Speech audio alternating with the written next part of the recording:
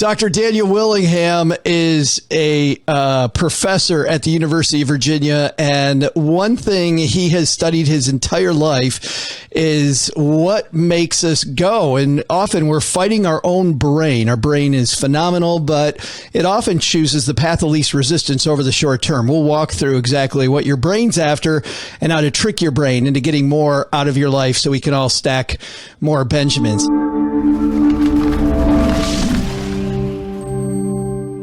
And I'm super happy he's here with us. Dr. Dan Willingham is here. How are you? I'm well, thanks. So happy to be here. Well, I'm so happy to talk to you. And I'm always curious about how people create every project that they do. And you know, in the preface to your book, Dan, that this whole thing started when really a long time ago when you decided that you wanted to become a professor because professors don't have jobs. Is that or excuse me, don't have bosses. Don't have bosses. Right. And not having a boss, it's close to the same conclusion as that we don't really have jobs either. Both are a little bit true. No, but that's absolutely right. Interestingly enough, I was working for a member of Congress. I was working on Capitol Hill. I had a job that like so many of the people I went to school with would have killed for, but really wasn't right for me. And I actually really respected my boss a lot. But yeah, I didn't love having a boss. And so I went to graduate school thinking I would become a professor so that I wouldn't have a boss. But then you found yourself fascinated with the human brain. I did, and continue to be. So I really got lucky. This is not the career path I recommend for anyone. Like just go to graduate school, try it, see what happens. It's not a smart way to go, but it worked out for me because I did get lucky. Yeah. I don't know. I think this idea of following what you love, assuming that you understand that it does pay and that there's an economic sense to it, is a great way to make a living if you show up every day at that job. There's a comedian out there that you may have heard of before named Emo Phillips, who talks about how he's walking down the street one day and he said, my brain is the smartest part of my body. And then he said, well, look at who's telling me that. Right. Of course, it's my brain. So my question is, if our brain is the smartest part, why do we need to outsmart our brain in the first place? Yeah, so it's really interesting. And it's one of the insights I had as a psychologist that prompted me to want to write this book, is this consistent pattern I saw. Frequently, when you're engaged in intellectual tasks, your brain will guide you towards doing something. When you think about it, it actually sounds perfectly logical. Your brain will encourage you to engage in the process in a way that feels effective, but also doesn't feel very difficult. But your brain is really able to perceive that in the short term. Your brain knows, sort of has a sense of like, how's this going in the immediate present, but it doesn't have the long picture in mind. And so that's where you need to outsmart it. Your brain will frequently lead you when you're, for example, trying to remember something, or if you're trying to decide whether or not you've really learned something, whether you've mastered it. Your brain will lead you astray in those moments because it's making those evaluations in the short term. It just, as you're speaking, it reminds me of a popular basketball coach who once said that he works out first thing in the morning, Dan, before his brain knows what the hell he's doing. Like that's the only way it's going to. But that's kind of what you're talking about, right? Path of a little more resistance. You just got to think a little bit more long term. Yeah, absolutely. And the example I give in the introduction of the book is, suppose you've got a friend who's trying to become a really good at doing lots of push-ups. And so you go and watch him practicing push-ups one day and you find he's doing push-ups on his knees. And you say, well, this seems like a terrible idea. If you want to be able to do a lot of push-ups, you should be practicing regular push-ups. In fact, you should be practicing the really hard ones, like the ones where you launch yourself off the floor and clap. And your friend says, yeah, a couple people told me that. And you know what? I tried it, but I could barely do any of those push-ups. So it seems stupid. Like the whole point is I want to be able to do a lot, right? But when I do them on my knees, then I can do lots of push-ups really, really fast. And so this is when we're talking about mental work, the same thing applies. Your brain sort of encourages you to do the mental equivalent of push-ups on your knees. Things that it feels like in the moment, it feels like things are going great. And it's not that you're not getting any value out of it, but there are other things you could do that would feel more effortful, but would provide a bigger payoff in the long run. And I love that analogy. I want to ask you, you talk in this project about all different ways that we need to trick our brain, all different facets of our life. I want to just focus on just a couple. The first one is you talk about the idea of focus. It is so hard. We have so many distractions, Dan, as you know. My phone rings. I look at the room around me. I have an Xbox right down there that could be a potential distraction. I have books like yours that I can read. I have podcasts. I have all these distractions. What is the first thing we need to do to get our brains more focused to really go after the big stuff? Yeah, not choosing distraction is a big one. And so there are a couple of ways to think about this. One is, as you know, very common advice. We've all heard this since we were students. When you've got serious work to do, pick a quiet place to do it. And that is a great insight. It's a very general truism in psychology. Anytime you are relying on willpower, you are setting yourself up for failure, because willpower means making the right decision over and over and over again. And what you'd much rather do is put yourself in an environment that is supportive of what you want to do. So picking a quiet place to work is an example of that. If that's not possible, and it's not always possible for all of us, some of us, you work in a cubicle and there are people walking by and it's noisy or whatever. The next best thing is to try as best you can to adjust your space. If you can't pick a better space, see if you can make some changes to the space that you've got. So, for example, in your workplace, is it okay to wear earplugs sometimes if you really need to focus on something, or noise canceling headphones? Can you adjust your chair so that you both can't see people walking by your cubicle, and also you're a little bit less inviting of a target for people to talk to you or on your way? So think about those small tweaks that you can make to your environment so that you will have fewer distractions. And then the final thing to think about in don't choose distraction as a principle is social media, your phone, right? I can't tell you how many people feel like, well, that doesn't really count, or I kind of know it counts, but you know what? I think it doesn't really interfere with my work that much. Lots and lots of laboratory studies on this in the last 10 years, all of which show anytime you're multitasking, there absolutely is a cost. There's a slight caveat on that when it comes to what we call media multitasking. So when you've got video going or you've got music going, because very often people say no, I get that. Obviously, if I'm looking at Instagram, I can't really be working. But I just have CNN on one corner of my screen. It's background noise. I'm not even paying attention to it. When it's video content, there's always a cost. Always, to whatever the primary work you're doing is. When it's music content, that's where things get a little complicated. It actually took researchers a really long time to work this out, because studies would show sometimes there was no cost, sometimes there was even a benefit in some studies. So it turns out they did work this out. There are two opposing effects when you've got music on in the background. First, there is a distraction effect. So just like with video content. But then there's also an arousal effect. Autonomic nervous system gets a little boost. And this, of course, is why people like to listen to music when they're working out. If you're feeling kind of, low or draggy, some uplifting music can get your heart rate going and so on. So whether having music on as in the background helps or hurts with performance is going to depend on a bunch of factors, including your motivation to do the work, how difficult the work is, how tired you were when you first started. And that's why it's a real mixed bag. Man, I want to shine a spotlight on a couple of the things that you said there, Dan. The first one applies also to money management, because we say this with money management. When you rely on willpower to do the right thing with your money, you're going to make the wrong decision. I'm headed to Dairy Queen with the $5 in my pocket. I will, because I have no willpower. But if I set up automatic deductions out of my paycheck and it goes in the right place, then that's great. So it applies in so many ways. That leads me to, with the pandemic, pandemic, we saw more people working at home. You talk about in your book that the kitchen for you seems like a great place. It's quiet, it's nice, but for you, there's too many distractions in the kitchen. So I feel like there's a little bit of knowing yourself here as well. Absolutely. Yeah. Just observing yourself and noting, where am I really effective? Where am I really productive?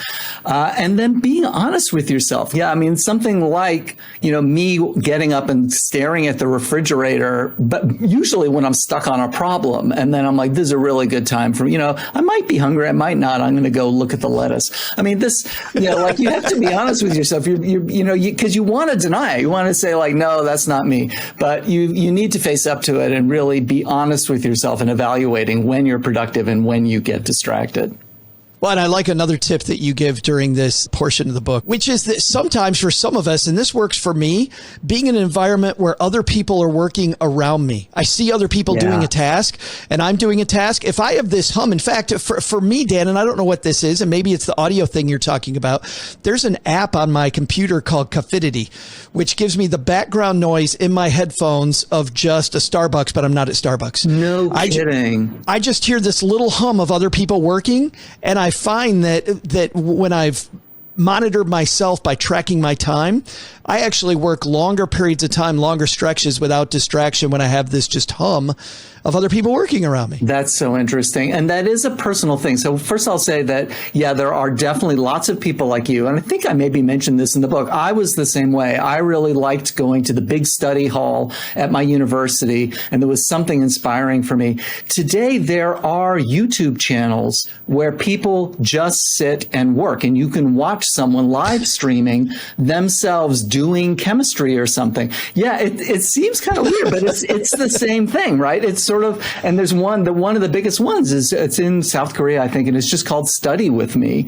And you watch this person there working. But yeah, people feel like I have some company, but I've got company that's not distracting me and so on.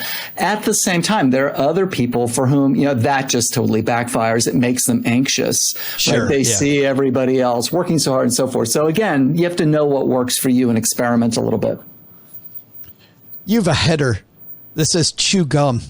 Yeah, it's true. And so there are a few studies, and in my description of these studies, I'm very careful to say, like, again, this is another one where it's sort of like, try it. And the reason I say that in this case is not because it works for some people and it doesn't for others. It's because the experimental evidence on this is really squishy. But there is some evidence that chewing gum gives you sort of a 20-minute little burst of concentration ability.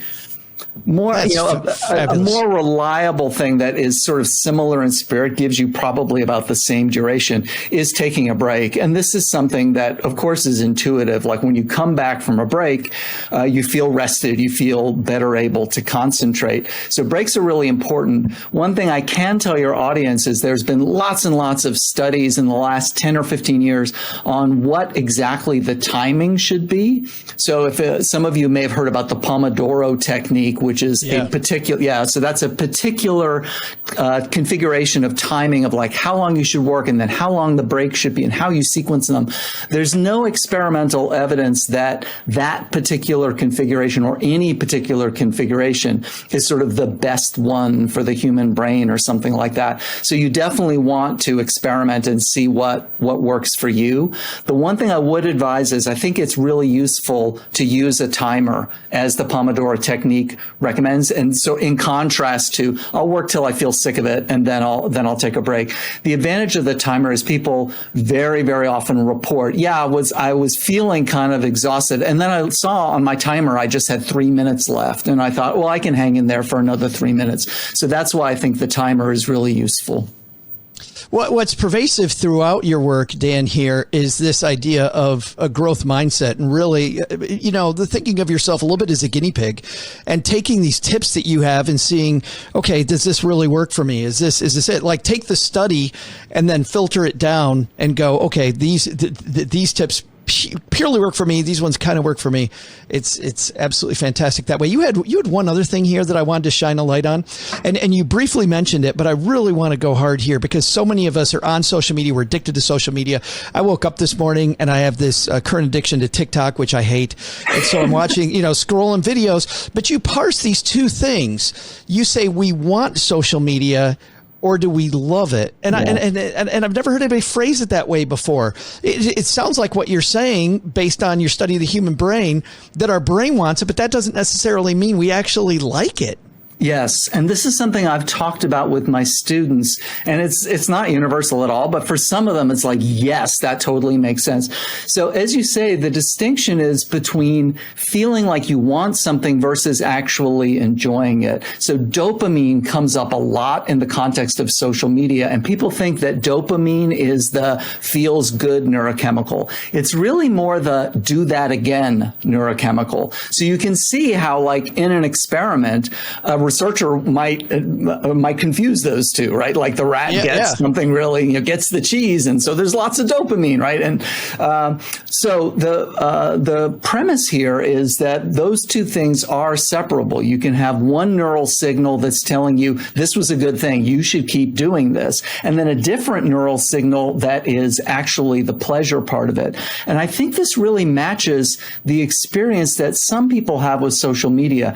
The urge to keep doing it outlives the pleasure. So when I talk with my students, like I'll talk with the students. She's like, "Oh my God, I have to like respond to all my snaps." And I'm like, "Do you?"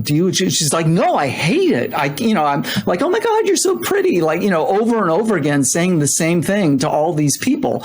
And it just seems like a big old waste of my time. And yet I do feel this urge to continue with it. And not just because of the social penalty. I'm kind of anticipating it's going to be fun. And then when I'm actually doing it, I realize I'm really not having that much fun.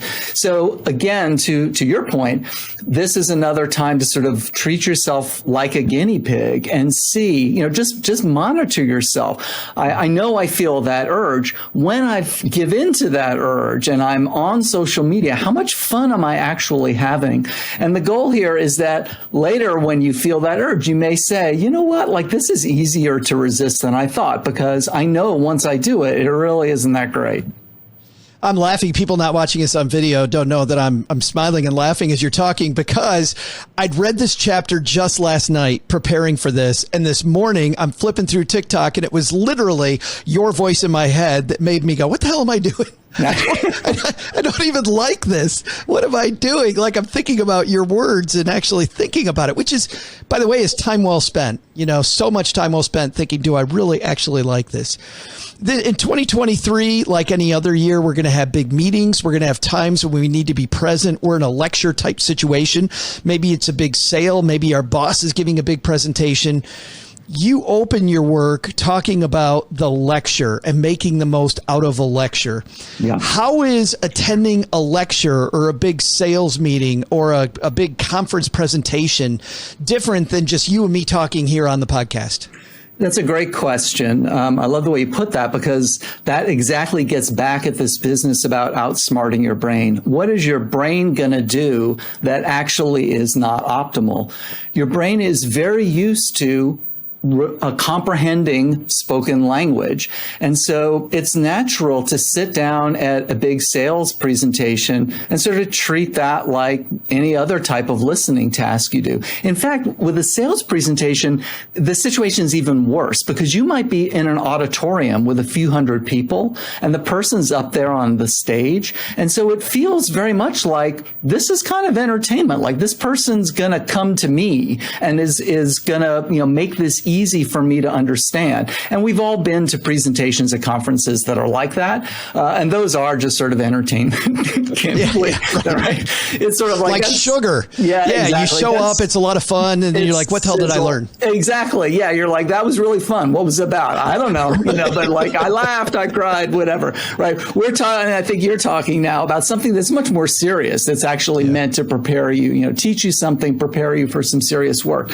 Okay, so the difference in that type of presentation is it's not going to be organized as a story or as a narrative. It's not going to come to you. you are going to have to put in some work to understand this. So when someone prepares a serious presentation, it's usually organized hierarchically.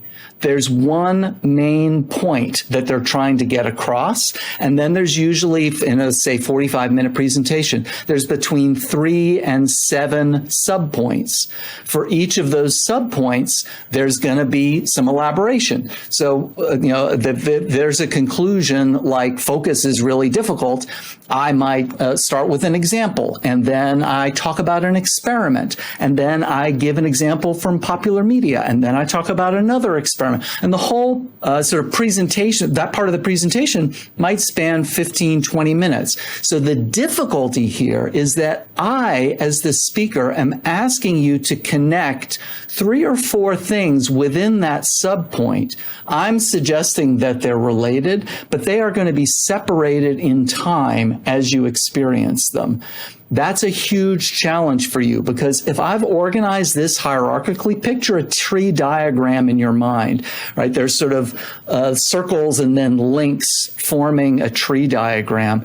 The links are very important to me as the speaker because those carry information. The reason this little node is under this other one is because it's an example of this main point. The reason I'm talking about this experiment is it supports this point and so on. So those links are vital, but I can't communicate those directly, and they're separated in time.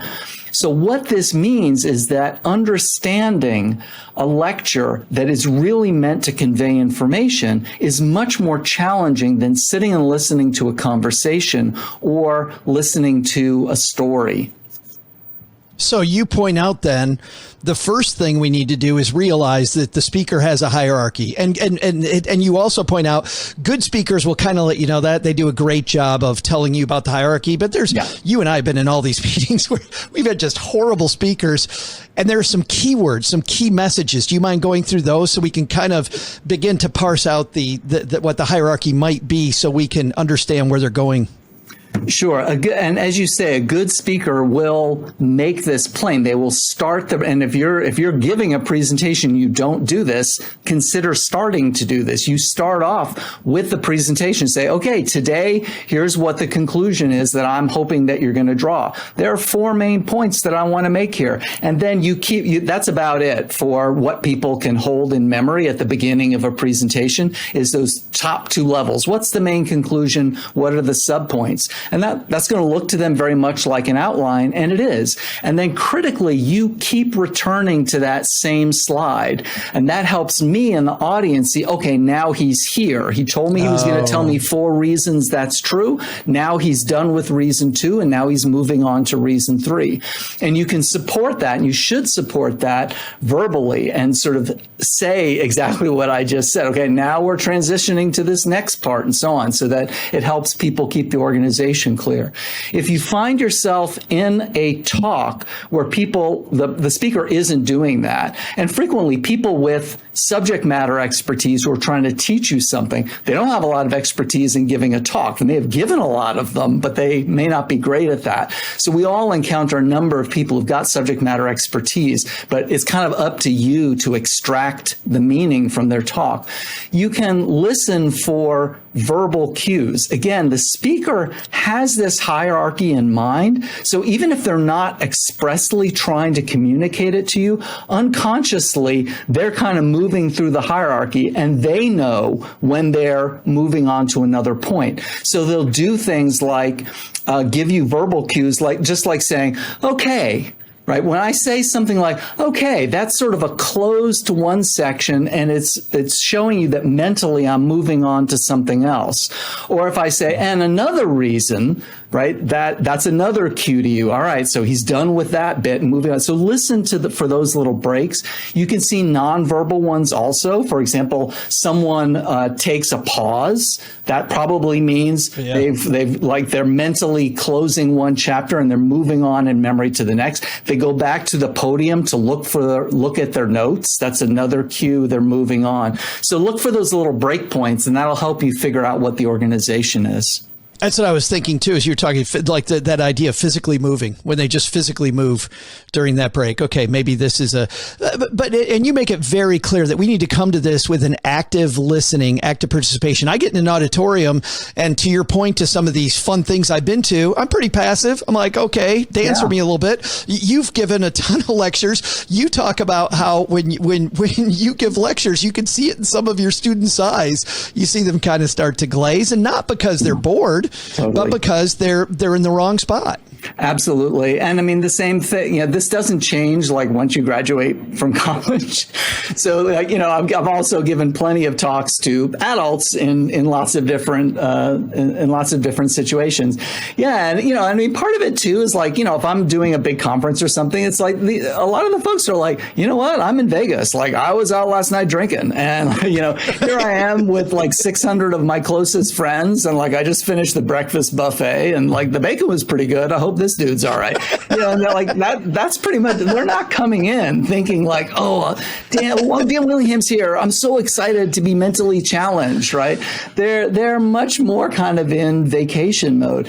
And of course I get that. And I've been in that situation myself, but, be realistic about what you're likely to get out of a talk like that if you're sort of coming in thinking that way. Two quick notes here. Number one, sit near the front. That reduces distractions. We talked a lot about distractions with focus in here, as close to the front as you can. This one is hard for our introverts listening, Dan. Get over your reluctance to ask questions. I have such a reluctance to ask questions. But you talk about one type of question is super important here, clarifying questions especially. Let me start by pointing out why I think people are reluctant to ask questions, and why I think that reluctance, there are different reasons people are reluctant, and none of them are great reasons to be reluctant. So let me start that way. One is clarifying questions are the questions that you're most likely to ask, and they are the least likely to be the kind of question that will kind of irritate other people. And I think that's one of the biggest reasons people say, I don't want to slow things down. I don't want to bug anybody. I just rather sit here quietly. So the question that you're most likely to ask never bothers anyone, because first of all, if you're not clear on it, probably the speaker wasn't that clear. And there are lots of other people who are actually grateful to you, who are saying like, oh, thank goodness, because I didn't really get that either. So I wouldn't worry about that. The other thing is when you talk about questions that are annoying, if you know what types of questions are legitimately annoying, you'll be less likely to ask them. I hate it when speakers say, there are no stupid questions. There are no annoying questions. Of course there are stupid questions. Of course there are annoying questions, right? And I think the better thing to do is just say like, yeah, of course that happens. But you know what? We all do it. It's like saying, oh, no one ever trips a little bit on the sidewalk. We all do that, right? So just like, don't worry about that. But the type of question that's annoying are show-off questions. So if I'm giving a talk, about focus and attention, and you stand up and start showing off because you took a neuroanatomy course, and you start asking me about the amygdala, and I haven't been talking about the brain at all, and your question is really, 30 seconds, 60 seconds of you talking about the amygdala, now you're irritating everybody because you grabbed the platform. They didn't come here to listen to you talk about the amygdala. So just don't ask a question like that, and you won't be annoying. And then probably the most important point I can make on this is a lot of times people will say, you know what, like this is just my personality. Like I'm just shy and it's really hard for me. And what I would say is I get that. And asking questions may never be easy for you, but you can improve on this. You should think of this like a skill, like any other skill. And just as like, numbers may not come easily to you, but obviously you can learn some math and improve, even if you're never going to be totally a math person. And learning how to ask questions in public, stand up, admit ignorance, ask for clarification. This is a skill that's important in any context, any job you have. You're going to need to be able to do that. So you should work at it. I always get worried about asking a question that I think everybody's going to think is stupid, or a question that might make me look stupid, to your point. And then I thought as you were talking, I've always regretted not asking questions, but I can't think of a time when I actually asked a question, then I regretted it later. Because That's usually really it was a point. clarifying question. But I do regret it. You know, the times when I get done with the lecture, I'm like, I should have asked them about that thing, you know, and then I got to send them an email or whatever it might be, or I just don't know. It's so tough. I want to ask you just a couple of questions about taking notes during that lecture. You have a lot on taking notes, and we're definitely not going to get to all of it. Listening versus taking notes. Yeah. So there is a trade-off. And I mean, everybody knows this. And again, getting to the outsmart your brain part, what everybody knows is you are in mental overload when you are at a presentation and you're trying to take notes, because you are, I mean, think of what your brain is trying to do all simultaneously. You're listening to content that's unfamiliar. It's got new complicated ideas in it. You're trying to decide what's important enough to write down. You're figuring out how to phrase that. You're actually doing the writing or typing to do it. You're having to shift attention between your notes and the speaker and maybe visual aids. And all of this, you don't get to set the pace. It's the speaker who is setting the pace of how quickly all of this has to happen.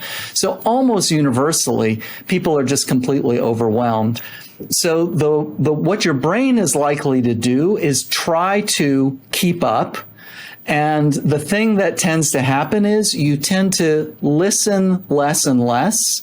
So in favor of devoting more of your attention to writing. And a lot of times people slip into the habit of basically taking dictation, and they kind of recognize, I'm not sure I'm really understanding all of this, but I'm able to write more if I don't really think about what it means. Now, in a calm moment, you can recognize, is that really a very good strategy? But that's the kind of thing you slip into. So what I tell my students is, and to be fair, I mean, there's some types of talks where you do need to really get a lot of details and you need to write down a lot of stuff. And then there are others where understanding is much more important. So the first thing is, it helps a lot to know, what's my goal here? What am I trying to do? If someone is, you know, giving you instructions on what you're going to be doing the next half hour, and you jolly well better get all of those instructions really clear. This is not the time to not take any notes and just think about what it all means, man. Like, you need to write down what this person is telling you. In contrast, if you are, you know, in a class, for example, and it's a philosophy class and you are thinking big ideas, then it's time, you know, fewer notes and more thinking about what it means. But what I tell my students is, don't fall into dictation mode. Generally speaking, in most note-taking situations you're in, write down what you're thinking, not don't write down what the speaker is saying. That's gonna, like, interpret it in your notes. Yeah. And that's going to really help ensure that you're actually thinking about this, you're actually processing it. Wow. And you're even probably processing it to the next level. You know, you're talking about, what does this mean to me? Absolutely. Absolutely. Yeah. And what does this mean in the context of other things that I've learned earlier in this presentation, for example, right? Yeah. Or other things going on with my organization or with whatever the topic might be. For sure. One thing that surprised me, you even draw out the difference between taking notes. I feel bad telling you this, admitting this, but I often take notes on my iPad.